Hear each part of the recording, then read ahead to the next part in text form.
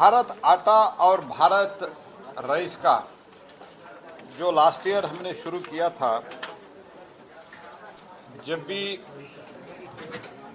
Price ज़्यादा होता है मार्केट में रिलेटिवली, तब भारत सरकार पहली बार, मैं पहले भी इसका जिक्र किया हूँ, प्राइस स्टेबलाइजेशन फंड माननीय मोदी जी आने से पहले ये पीएसएफ का कंसेप्ट कुछ नहीं था. There was no PSF as सच.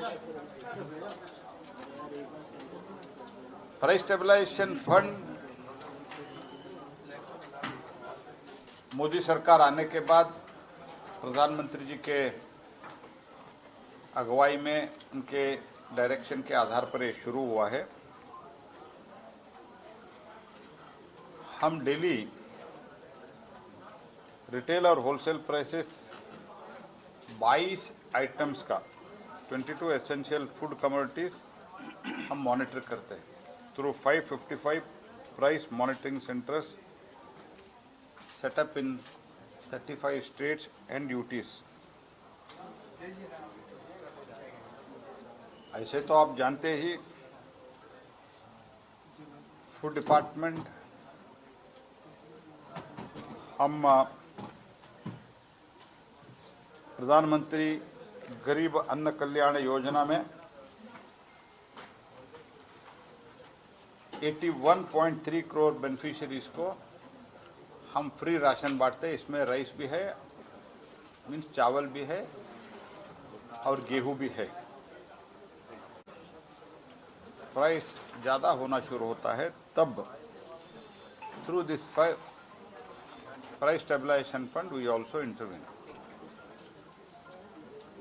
एक जगह मोदी सरकार एमएसपी बहुत बड़ी मात्रा में हमने ऑलरेडी हाइक किया गया है. It is hike almost twice in a year, and this is the recent hike is the one of the most highest, and in comparison almost in many items it is in some items it is doubled, or it is at least more than 1.5% more.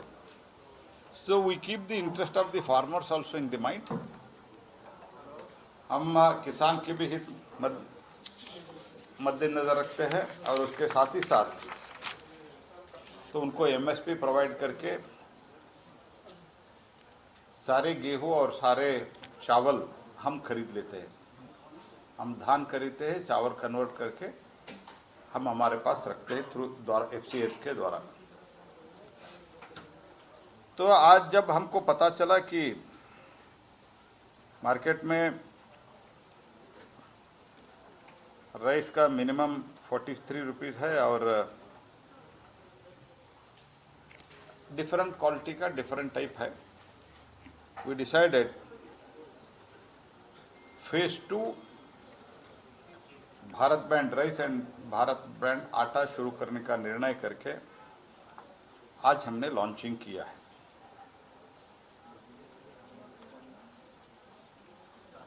चावल 34 rupees में, MRP not exceeding more than 30 rupees. आटा का under Bharat brand will be available at the MRP not exceeding 30 rupees, 30 रुपये. ये तो major steps है for the second phase. Bharat Atta and Bharat rice will be available at the stores, vans of the Kendriya Bhandar, NAFED, NCCF, e commerce, big chain retailers. इनके द्वारा हम सभी जगह बेचने का निर्णय किया है.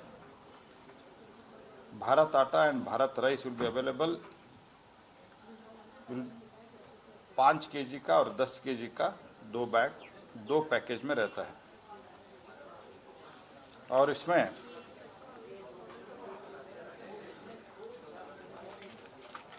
एमआरपी जैसे मैंने पहले कहा 30 रुपीज़ होगा. Last time it was 27.5 and reserve price for the wheat 21 rupees 50 पैसा था लास्ट टाइम, दिस बार ये 23 होगा. And effective issue price by FCI to this Bharat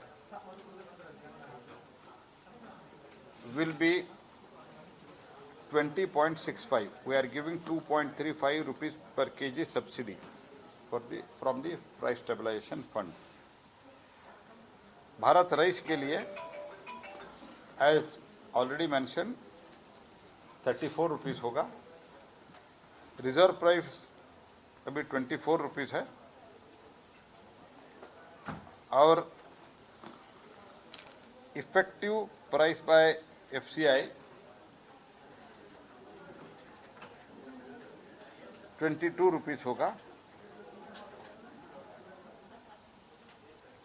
2 रुपए का सब्सिडी हम प्राइस स्टेबलाइज फंड से दे रहा है. Overall this is a temporary market intervention. एक तरह जैसे मैंने शुरुआत में कहा, फार्मर्स का तो हम लगभग गेहूं और धान पूरा खरीद लेते हैं एमएसपी के ऊपर, और प्राइस स्टेबलाइजेशन फंड के द्वारा जब भी जनरल मार्केट में थोड़ा प्राइस राइजिंग ट्रेंड रहता है, हम आम आदमी के लिए, सामान्य कंज्यूमर के लिए भी एक रिलीफ देने के लिए मोदी जी के द्वारा ये जो गत 3-4 साल से प्राइस स्टेबलाइजेशन फंड हमने शुरू किया है, उस योजना में ये आगे बढ़ रहे हैं. इसके साथ ही साथ कंज्यूमर अफेयर्स डिपार्टमेंट से हमने ऑलरेडी चना का भी शुरू किया है और कुछ और पल्सेस का भी हमने शुरू किया है. तो this is all overall it is a important decision of Prime Minister Modi to give the relief both to the farmers and to the common consumer. Sir, चावल और गेहूं का for phase 2? Phase 2 this time the allocation is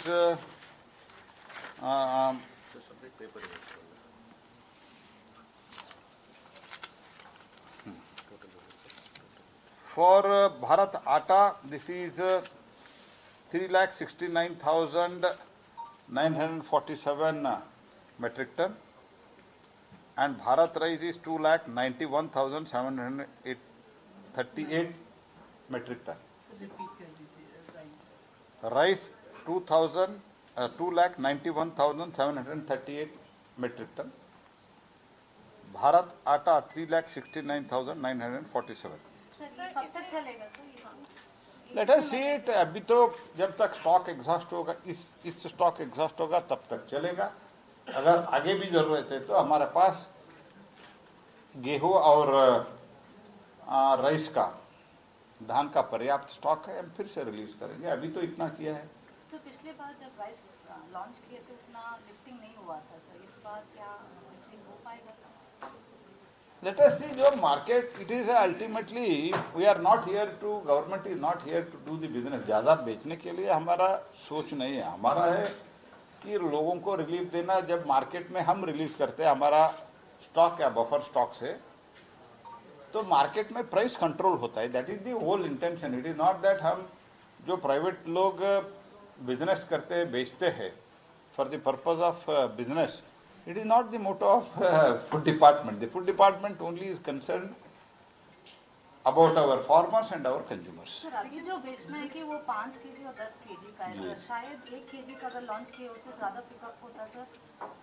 Let us see. लाना पड़ेगा, change करना है, तो ऐसे नहीं है. तो हमारे डिपार्टमेंट के हाथ में रहता है, मंत्री के हाथ में रहता है.